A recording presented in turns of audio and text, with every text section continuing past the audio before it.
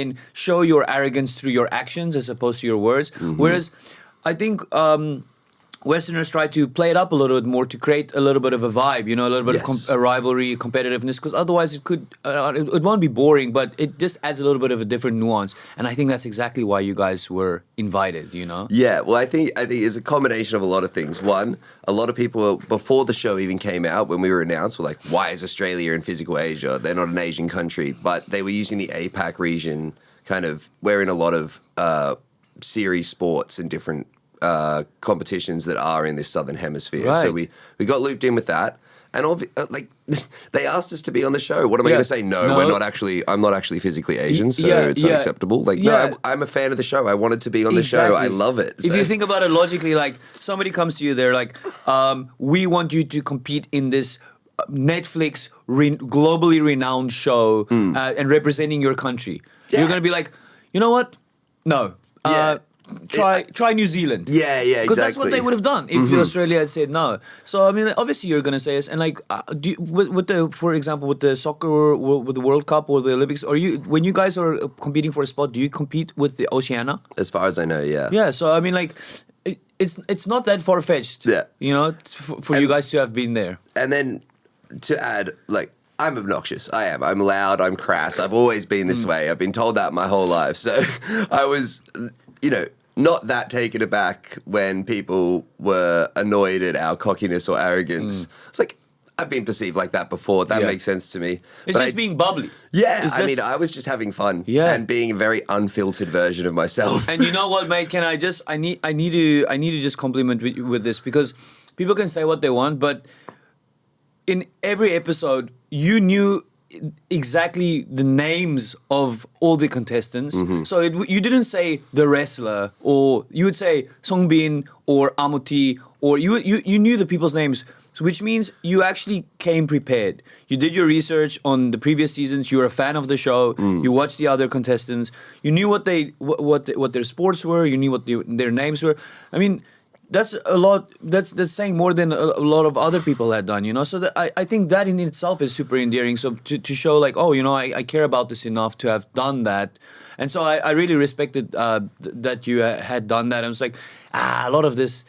It wasn't a lot of hate in the beginning. I think people the first kind of four episodes we kind of did get, well, I would say, more hate than I've ever received. Yeah. I got a couple of death threats, and I was like, What? whoa, Damn. whoa. And, Really? Yeah, and people were accusing me of racism as well, which was very strange for me, because I feel like that, like, being on the show, I have no control of why I'm the token Caucasian athlete. Like, it didn't make any sense to me. Yeah. And that was quite like a throw off for me. Yeah. I was like, and we did get a bit of a villain edit. Like, even with when I stole Japan's crates in the second quest, which we were allowed to do. It wasn't stealing, otherwise they would have told us. Again, just very meticulously understanding the rules is not cheating. No, if you're like, because when they explain the rules, they tell you a couple of times, and you have a good amount of time to like think about it, right? And even ask questions and whatnot. Can I steal a crate? Yeah. If these are the rules and you play within the guidelines that they provide, it's it's fair play, it's smart play. Yes, and when I've talked to the Japanese team about it, they were all like, "Yeah, it was a really good game plan, like great game strategy." But what they don't show exactly in the show is that Soichi and I had 5 minutes left. It was a 20-minute round, and at 14 minutes, we'd finished all our crates. Yeah. So there was 6 minutes left. What was I supposed to do? Stand there and be like, do some zip linings. Yeah, good job, team. You're attached to the line. You can't get off and help your team. Yeah. You're locked in for the whole round. Yeah. So I saw more crates and I was like, there's more work I can do. Yeah. I'm willing to like put in more man hours to get us over the line. And exactly.